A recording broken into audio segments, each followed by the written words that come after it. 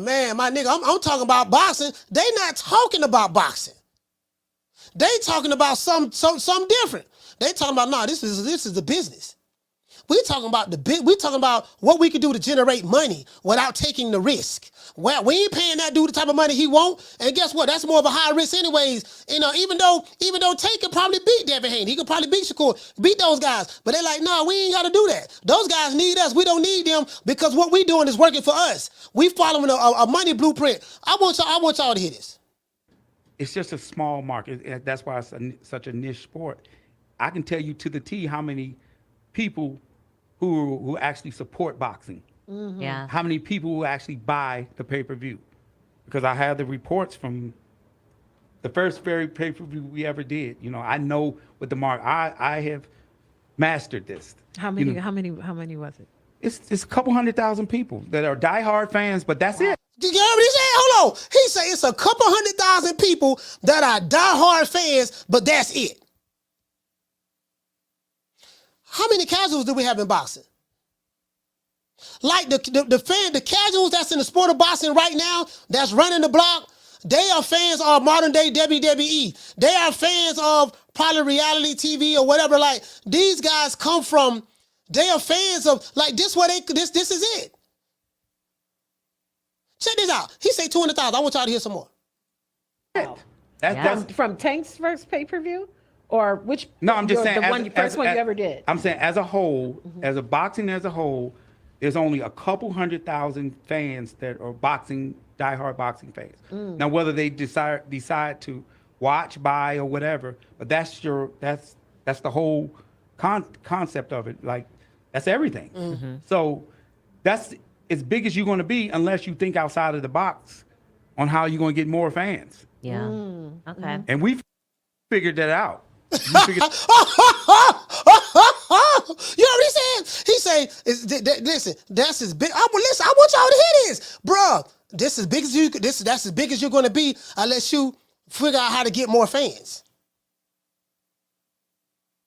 That's as big as you're going to be, and we figured it out. True. Yeah, we figured it out. And what it say, Keena say the Royal Rumble just sold damn near 60,000 capacity arena. Yes, they did. 60,000. 60,000. Hey, Keena, Carla, hold on. Keena, I'm at Tom's Watch Out. I'm at Tom's Watch Out Bar? I'm at Tom's Watch Bar in downtown LA Saturday, right? Bro, it was a packed house. Jaime Munguia was fighting, right? They wasn't even showing the zone card. They wasn't even showing Jaime Munguia boxing. They was showing doggone the Royal Rumble, and everybody was screaming, dog. True. I'm sitting here watching this shit. I said, they act like that nigga Hulk Hogan hit a rock. Jake Paul come out there. Look at Jake Paul. They showing Jake Paul. Bro, I'm looking at this like, huh? Yeah, I'm saying this is a JBN from Fort Worth. Yes, want to give a shout out, Coach. Great job on the channel. I totally agree with you how you say that boxing is WWE now. Right. I say the main guy that's WWE, it's Tank Davis. You know who he's gonna fight. You know he's gonna win. You know that he is in no danger whatsoever when he fights. Like, this motherfucker is in no danger at all when he's in a fight. You do not have to worry about that guy because all he's fighting is guys that he's gonna win. Straight up. Hey, JB, say, oh man, boy. And then I also wanted to comment on the Jaime Munguia fight, and I personally think that Ryder win was a better win than the Demetrius Andrade win, because Demetrius Andrade was a C- level fighter. He went life and death with a D level fighter, DeMont Nicholson, the same DeMont Nicholson that got the shit beaten out of him by Christian Mobility. He washed that guy. The same DeMont Nicholson that went life and death with Edgar Berlanga. Edgar Berlanga is also a C- level fighter. So Andrade is a C- level fighter. John Ryder, he has given top level guys really great fights. He arguably should have been a champion already because he arguably beat Taylor Smith. So I feel that John Ryder was at least a solid B level fighter for 168. So Jaime Munguia has a much better win than David Benavidez.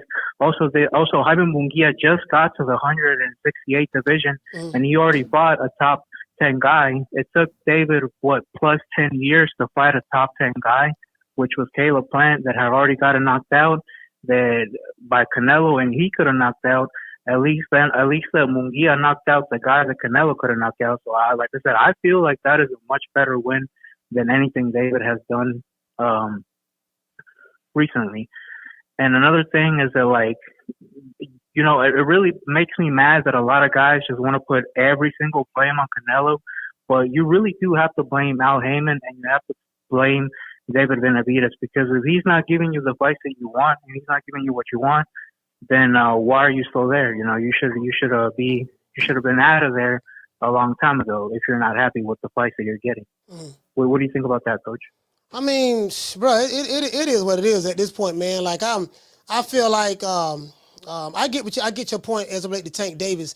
But what I'm saying, the reason why I'm playing this video is because Leonard Ellerbe is saying, they've been saying it all along, and you know, I don't know if I've been too goddamn slow or whatever. I think I was in denial, but I wasn't grasping fully what they were talking about. But he's saying, look, we're selling tickets. Just like Keena just said in the chat, doggone not WrestleMania, the Royal Rumble, WWE, they sold out 60,000 people in a goddamn arena. In an arena, in a dome, 60,000 people, that's a football stadium. They sold out 60,000 people at a stadium, and they're selling tickets. So it's a whole new wave of wrestling fans. Well, in boxing, it's a whole new wave. Leonard Ellerbe is saying there's only 200 hardcore boxing fans, and only a few of them buying tickets. You know, buying the pay-per-views. So he's saying, in order to sell, you got to think outside the box. And he said, we have figured it out. We know how to do it. And guess what? It's working with Tank. They figured it out. Tank has a fan base that will jump off the Brooklyn Bridge for him. Tank is a brand. He has a cult-like following. He's loved by the streets. They love Tank.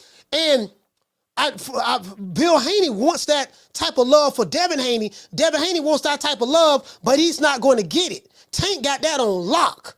And when I did the interview last week, JBN, the promoter that I had on, he said, man, look, man, we don't look at, you know, like Tank is that guy, and Tank knocking people out, and Tank giving the fans what they want, and Devin Haney, he don't even, every time we turn around, his daddy is talking for him. His daddy is talking. He listen to what his daddy say, just be quiet, son, I'm gonna do the talking for you, and we don't really respect that. So we look at Devin Haney as a daddy's boy.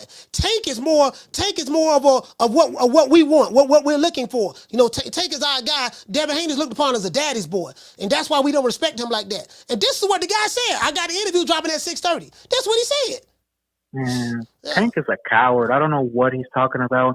And these guys are really going to be mad whenever Tank's career is over, because they're going to look back and they're going to see that the guy that they love so much really could have been much more than what he could have been. Because the fights that Tank are having, that he's having, people actually care about.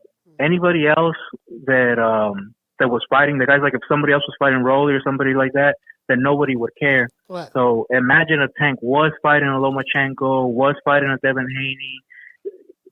It would be massive. It would be big. So like I said, these guys that are capping for him so much, once Tank's career is over, they're going to feel really sorry, because they're going to see that, man, Tank could have been so much more. And we were pretty much one of the reasons why his career never reached the peak that it should have reached. So I truly believe those guys are gonna say that whenever Tank's career is over.